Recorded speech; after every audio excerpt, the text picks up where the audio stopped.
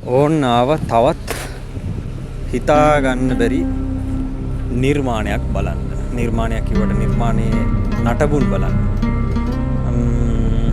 අපි ගිහින් බලමු ඇතුළට. මොකද්ද මේ කියලා.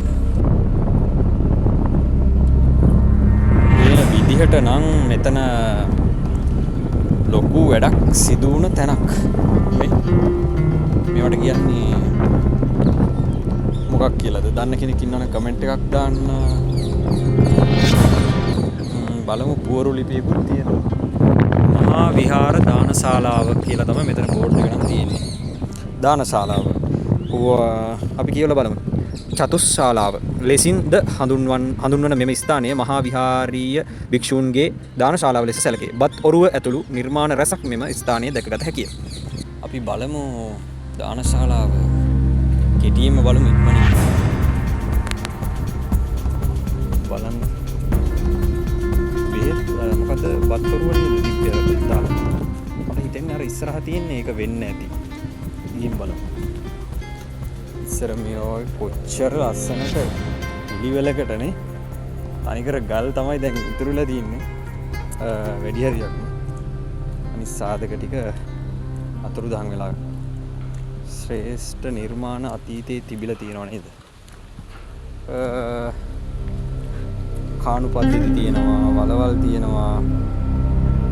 අතෝදලා හැම වතුර යන්න ඕන විදිහට ඒ නිර්මාණ ඉතින් මේ වගේත් ඒ විදිහට වෙන්න ඇති මේක නිර්මාණ තියෙනවා ඇත්ති දානශාලාව.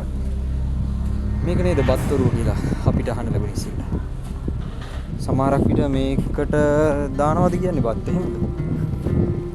දන්න කෙනෙක් ඉන්නවනම් මේවා ගැන කමෙන්ට් එකක් දාගෙන යන්න. ඒ වගේම තමයි අපේ රටේ ඉතිහාසය, අපේ රටේ ශ්‍රේෂ්ඨත්වය, කලා නිර්මාණ, අතීත රජදරුවන්ගේ මුතුන් මිත්තන්ගේ හැකියාවන් පිළිබඳව අදහසක් තියෙනවනම් කමෙන්ට් එකක් දාගෙන යන්න අමතක කරන්න එපා.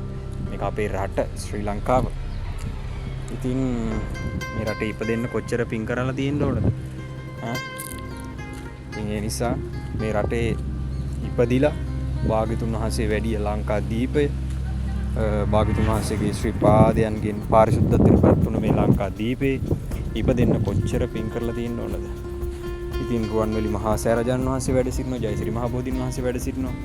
ඉතින් අපිට මේ පූජනීය ස්ථාන වඳින්න, 12 මස්ථාන, 8 මස්ථාන වඳින්න මේ ලංකා භූමියේ ඉපදෙන්න කොච්චර පින් කරලා තියෙනවා. ඒ නිසා මේ ශ්‍රේෂ්ඨ භූමිය ගැන වචනයක් හරි අදහසක් තියෙනවා නම් ඔයාලටත් කමෙන්ට් කරන්න. අමතක කරන්න එපා.